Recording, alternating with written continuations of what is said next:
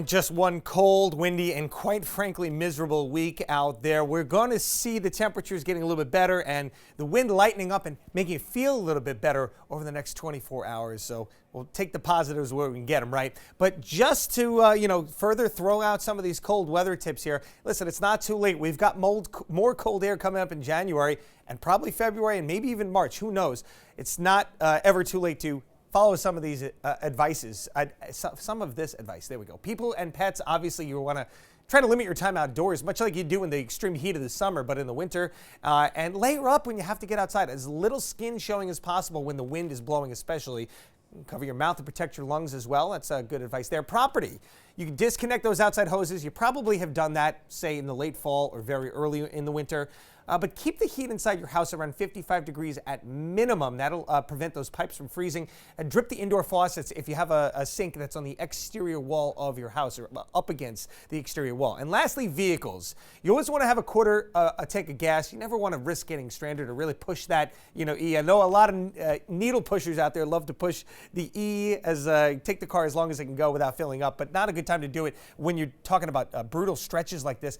Also, make sure your battery age and efficiency is good. They can have trouble turning over, starting that car as we head into the winter months. And then lastly, make sure you have blankets and maybe even some water bottles in your car. The water bottles, obviously, a lot of people like to take them out because they freeze in the winter, but it's good to have them there in case you get stranded and need to wait a while for someone to pick you up. I couldn't even imagine the last couple of nights getting stranded in your car with no heat. It would be very, very scary situation. Fortunately, that the temperatures are going to get a little bit better here, as I mentioned, going forward. As we see a couple of little snow showers, you had this little finger of snow showers all the way up into Maine that curved down here right over the area just west of us. We saw a couple of little dustings out there throughout the day today with this little weak piece of energy here with that blustery north flow, bringing it all the way down from up in Canada. That will quiet down tonight. Now we turn our attention down to Texas, where we've got a dynamic storm forming here, bringing snow to Dallas, icy conditions into the Mississippi Valley, and even into places like Atlanta, Georgia. That storm will progress into the mid-Atlantic. Here's the thing, though. Here's the caveat and why we're not seeing a big snowstorm like we thought would be possible earlier in the week. It was at least on the table, and that's because we have this northern jet here, this clipper, trying to phase with this storm. And guess what? It's going to happen, but it just happens too late. As this storm has already started to move out to sea, this clipper is going to bring us some light snow early on Saturday, and then it phases with that storm for the fishes. We take a look at Futurecast again. Quiet skies tonight, mostly clear. A beautiful sunny day tomorrow. And look, even though despite the cold morning, temperatures are around 24 degrees here in Providence, as we get to above freezing. It's been days since I've been able to say we're seeing temperatures above freezing. Pushing into the upper 30s tomorrow afternoon with abundant sunshine.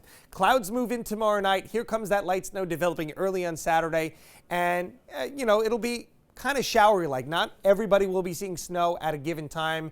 Not a huge precipitation shield with this. One last push as the storm pulls east at around 3 o'clock or so, and then we'll quiet down as we head into Saturday night. So about a coating to an inch generally across the area. I know this is a pretty boring snow map. I was bored making it. We like to, have some fun with that, but it's not going to happen this time. Storm pulls out to sea. We've got quiet weather Sunday into Monday, and then clearing out behind that clipper system on Wednesday. That's going to bring the windy weather back in. And of course, we've had these gale warnings all week long because of the extremely windy conditions. 39 tomorrow. It feels a lot better out there. It's a quiet 7-day outside of Saturday, and then again, maybe a couple of flurries for Monday and Tuesday. Guys, I wanted to end the weather with some good news here. What it's going to look like at 5 o'clock. We all know it's 5 o'clock here on our newscast now. It's dark outside. It has been for quite a while.